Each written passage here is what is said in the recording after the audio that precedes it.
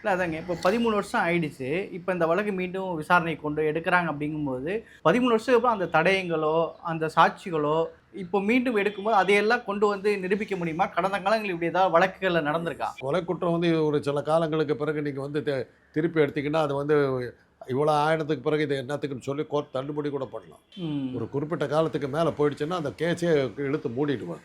But இது ஏதோ நடுவில் அப்பப்போ நடத்தியிருப்பாங்க. முழுக்க முழுக்க அதை இழுத்து மூடிட்டாங்கன்னு சொல்ல முடியாது.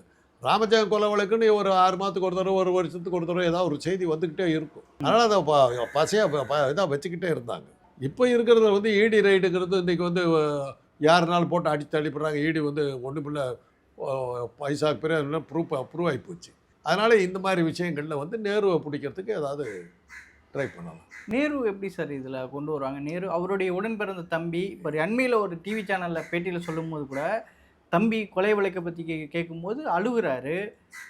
அப்படி ஒரு இது இருக்கும்போது, இதுல எப்படி நேரு எப்படி உள்ள கொண்டு வர முடியும்? எப்படியா கொண்டு வருவாங்க. இவ்வளோ கேள்வி நீங்க கேட்குறீங்க. இதெல்லாம் தாண்டியும் கொண்டு வரதுக்கு வழிமுறைகள் பார்க்கணும். அதனால தான் 13 வருஷமா நீட்டிருக்கு நடக்குது கேஸ்.